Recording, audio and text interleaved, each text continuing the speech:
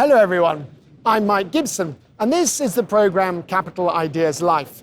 Today we have another very special edition.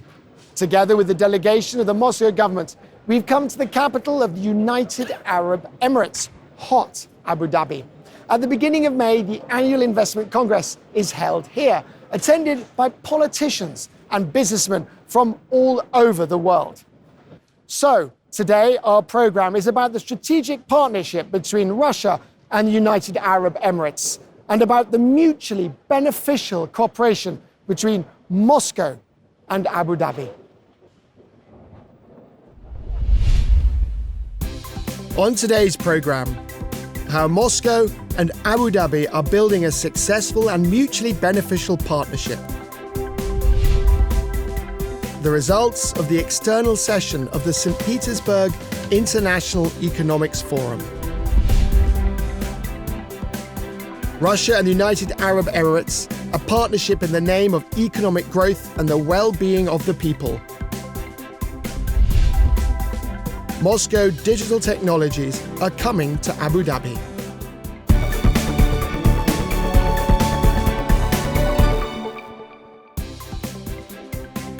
The International Investment Congress, AIM Global, has already taken place 12 times in the United Arab Emirates. This year, the three-day forum, which ran from the 8th to the 10th of May, was hosted by the National Exhibition Centre of Abu Dhabi, the capital of the UAE. More than 170 countries participated in the Congress, including ministers and members of various governments. It also hosted owners and directors of companies who are leading players in various branches of the economy, as well as developers of innovative technologies. The Moscow government is one of the traditional participants at the International Investment Congress, attending the forum every year.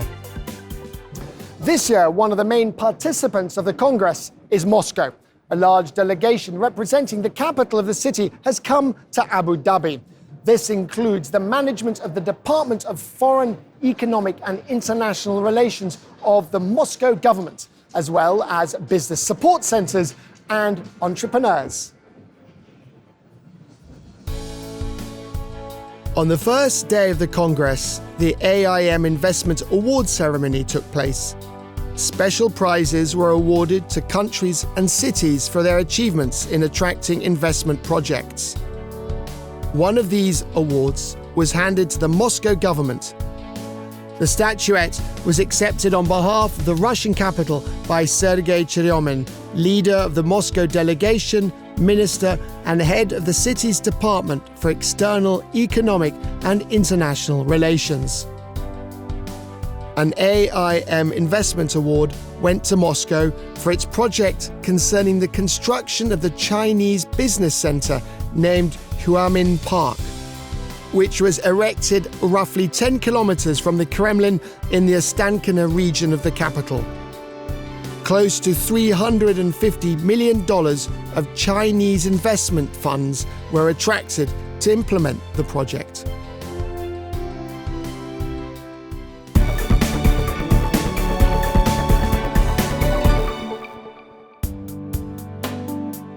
Moscow and Abu Dhabi are united by strong, long-standing economic ties.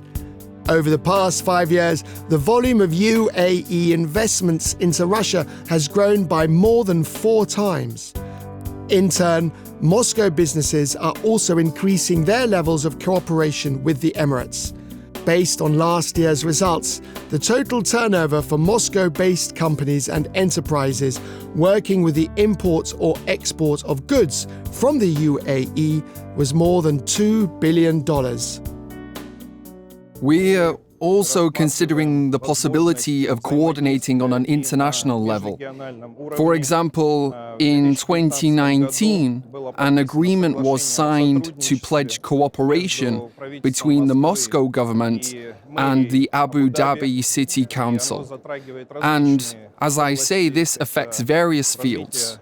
Namely, it affects the development of transport infrastructure, it affects education, and also healthcare. In addition, this concerns the opportunity for interaction in the sphere of high technology. Abu Dhabi is witnessing a considerably rapid development in technoparks and industrial clusters where startups are present. During the International Investment Congress, representatives of the Moscow government conducted a series of important negotiations with their Arabic partners. Sergei Cheryomin sat down with the first deputy chair of the Abu Dhabi Chamber for Trade and Industry, discussing the possibilities of increasing economic coordination between Moscow and the capital emirate in the UAE. At the meeting with the chair of the Department for Economic Development in the capital of the Emirates, new avenues were considered in conjunction with the December 2021 program, which was signed to promote cooperation between the Moscow government and Abu Dhabi. We and our partners discussed the possibility of cooperation in the field of higher education, and today we have a solid example of this cooperation. The university Synergy has opened a branch in Dubai where close to 200 students are already in full-time study.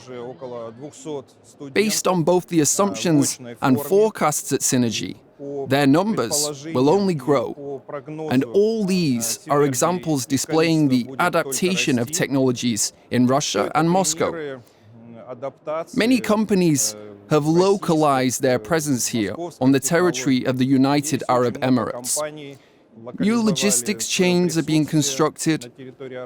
The Arab Emirates organically complement our long-term project on the construction of a transport corridor which would go from the north to south and would effectively connect the Baltic ports and central regions of Russia with India, Iran, and, of course, the countries of the Middle East.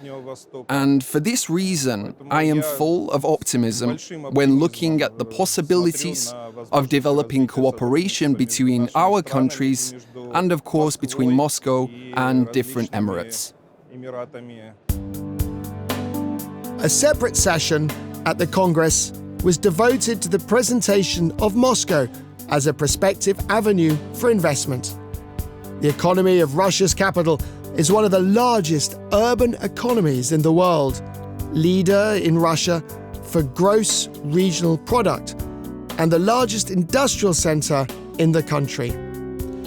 Moscow accounts for roughly 20% of all investments in Russia. From 2021 to 2022, the volume grew by 2.2%. The high-quality urban environment, along with the city's social infrastructure, creates comfortable conditions both for the city's residents and businesses.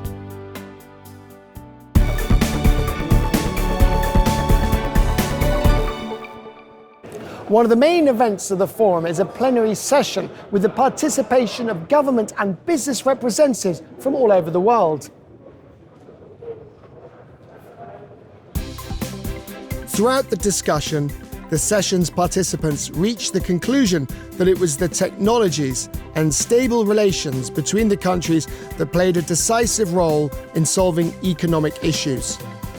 In these conditions, Russia and Moscow's cooperation with the United Arab Emirates and Abu Dhabi is becoming strategic. Over several years, a growth in bilateral commodity turnover has been observed between the two countries. Last year, this figure exceeded the $9 billion mark. Many Russian companies are interested in developing business and constructing factory sites on the territory of the UAE.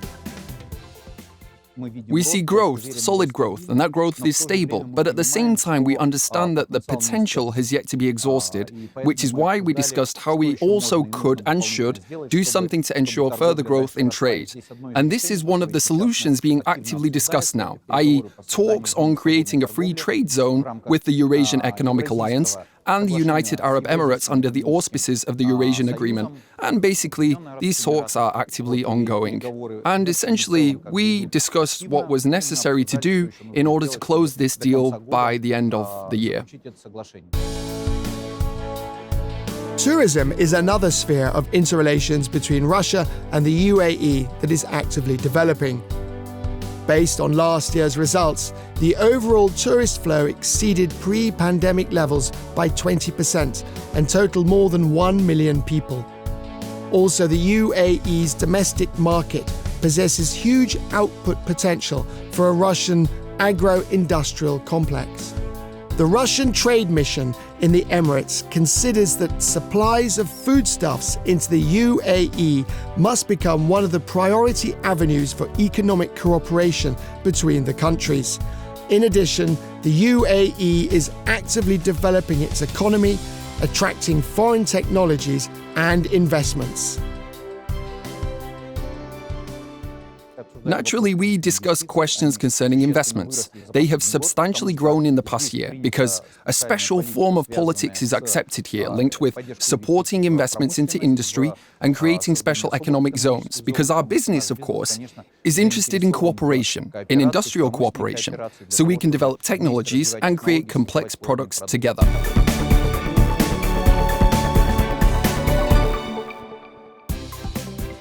At this year's Congress in Abu Dhabi, the capital-based companies demonstrated to representatives of the Emirates and other countries their most successful solutions in digitally transforming the city. In particular, a program was shown concerning the development of the city's public transport, which will be fully electric by 2030. All technologies on display at the stand were accompanied by a tag saying, "Made in Moscow." Amongst the most interesting exhibits, there were nanosatellites, which collect the information necessary for managing the city. Also, there were personal 3D printers with a wide sphere of application, from automobile and aero construction to medicine and education, and models of electric passenger vessels featuring comfortable seating areas, charging docks, and a complete lack of harmful emissions. Today, we are conducting negotiations on establishing a partnership with the other neighboring Emirates. But the main purpose of our presence in Abu Dhabi is to, of course, present the most contemporary solutions which have already been successfully incorporated in Moscow and the outer regions of this smart and safe city. At the presentation, we spoke about our achievements in the social sphere, in the field of integrating digital technologies into healthcare and education. Our colleagues are very interested in partnership and exchanging experience in the construction of infrastructure. I truly believe this has been a very successful visit. Our stand here has been very popular, and that's not only amongst our partners from the Arab Emirates, but also from other countries. And that includes countries in Africa, countries from the Middle East, and of course, countries from Asia. Much attention was paid to modern technologies at the forum. Representatives of the Moscow government shared their experience of implementing smart city technologies in urban management methods. Nowadays, according to estimates by the United Nations organization, 55% of the world population live in urban regions. By 2050, this figure is expected to increase to 68%. The participants at the session on the city's future consisted of both representatives of the largest world capitals and directors of technology and consulting companies. They discussed what smart cities were comprised of, where they were needed, and how digital transformation impacts the lives of people. Moscow shared its experience of implementing the strategy for Smart City 2030. The capital nowadays is the leader of the global development of digital technologies in everyday life of city residents. Today, Moscow is one of the most advanced cities in the world from a digital technology standpoint. Russia's capital is now home to the largest system for intellectual control of transport flow in the world. More than 200,000 cameras control levels of safety on city streets and also track how efficiently the city's services operate. I'm sincerely proud of the fact that our company is one of the key suppliers of these technologies to the city of Moscow. Firstly, this is intellectual transport. By using various video surveillance systems, we are in a position to control practically any road and traffic violations while also operating in a completely automatic mode. And this tenfold increases safety on the roads, but it also provides an additional influx of funds into the city's budget. The public transport control system in Moscow is also part of the smart city concept. It allows for a decrease in the number of traffic jams during rush hour, along with a drop in waiting times for passengers. In addition, it increases the efficiency of using buses, the metro, and car sharing. Another example of a smart city. This is control of municipal services, electricity, water supply, and warmth. We use smart meters which allow for us to collect real-time data. But aside from this, we also provide a smart program which creates digital doubles of sites. This allows for accidents and incidents to be prevented, as well as also allowing us to save on maintaining municipal services. A smart city solves two key tasks concerning urban control. On one hand, it provides comfort for residents, while on the other, it improves economic indicators in city management. The Congress platform allowed for representatives of the Emirates and other countries to literally get acquainted firsthand with Moscow technologies. Interest in our technologies from our clients abroad is undoubtedly rather high. The case with Moscow as one of the largest megalopolises encourages clients abroad to look at our technologies from the perspective of how they can be applied in their own countries. Because it goes without saying that Moscow is a superb example for many cities in many countries, and many want to use those technologies here. And that's why participating in this forum has undoubtedly become an excellent platform for us to firstly show and tell how our technologies work, and secondly, to establish contacts with representatives of a large number of countries, as there aren't only representatives of the United Arab Emirates participating here. We've conducted talks here with a whole number of countries, from the Middle East, from Africa, Indonesia, and India. Another company that attended the Congress as part of the Moscow delegation is developing a face recognition system. Its products, the technology FacePay, is now actively used in the metro system of Russia's capital. At every station in the Moscow Underground, you can pay for a trip simply by looking at a camera. More than 4,000 Muscovites use this service daily. The great amount of interest in the product isn't limited to those at the forum, as this truly is a project which will find no equal to anywhere else in the world. And this actually confirms the fact that Moscow isn't all talk, but in practice, it genuinely is one of the most innovative cities on the planet. Many cities are now watching, many cities in the CIS territory. They're aware of this project, and when they arrive in Moscow, they usually lead delegations to the metro straight away, showing them this tech. And that's at any station, may I add. Many people want all of this, which is why I think this year and next year, you'll learn that these systems are being created or have already been created in other cities. However, investments aren't moving only away from Russia, but also in the opposite direction. There are a number of foreign companies interested in entering the Russian market. For instance, at the Investment Congress, the Indian company Go Easy was positioned next to the stand for the Moscow delegation. Go Easy manufactures charging stations for electromobiles and also develops installations for producing electrical energy. Do you have any particular thoughts on India and Russian business relations? Yeah, India and Russia having a good business relationship, I think, and we are also planning to have a good connection in Russia to expand our market and also our brand in Russia, because what we think, not only in India, the world must run sustainably. We need to have a green planet. We need to give good service and good planet to our future generation. In Russia especially, we need to expand our market, charging infrastructure, electric vehicles, power generation, all these things, because people need this, and we have to give them.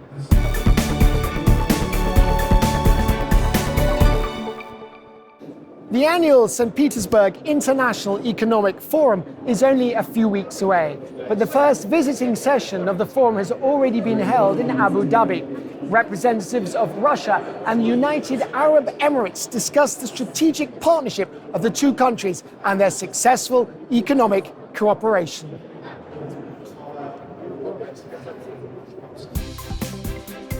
During the Russia-Middle East session, some of the main topics of discussion included developing tourism, scientific and educational exchanges, and also cross-cultural projects. Such meetings allow for the parties to get up close and personal with the most profitable spheres of investment. The head of the Moscow delegation noted that cooperation between Russia and the Emirates was now venturing beyond the traditional economic sphere. Coordination across many areas is being activated, including the development of the economy's high technology sectors, localizing manufacture, and realizing large collaborative projects in culture, healthcare, and education. In challenging global conditions, our main task now is to create new production and logistics chains, as well as to integrate Russia into the value chains which will be created in the coming years. This year, the United Arab Emirates is coming to the St. Petersburg International Economic Forum as a partner country, which not only points to an eventful conference schedule, but also a full-scale presentation by the UAE. It will allow the potential of the Emirates as a reliable, strategic partner to be fully uncovered and will provide new impulses to the development of relations between the countries. The Department for External Economic and International Relations for the Moscow government also has its own schedule operating at the St. Petersburg International Economic Forum. Traditionally, we are very actively involved in the work at the St. Petersburg Forum. This year, the United Arab Emirates will be partners at the forum, and we, as a department, plan to actively participate in organizing events for the first day of the forum. It will be dedicated to India. We would like to hold a special session to discuss current questions concerning our cooperation with our Indian partners. We were recently involved in the organization of a large economic forum in Delhi, which was timed to coincide with the Intergovernmental Commission. And I truly believe that this was a very, very successful experience. And that's because more than 600 participants, representatives of large, medium, and small businesses, and that's both from Russia and from India, were able to discuss questions of strategic cooperation, of partnership. And this, of course, includes current issues that concern the provision of cross-border transfers, as well as issues of logistics. And such instances demonstrate that there truly is a serious demand for international events and conferences. And that is essentially the reason why I have no doubt that the St. Petersburg Forum will turn into a great success.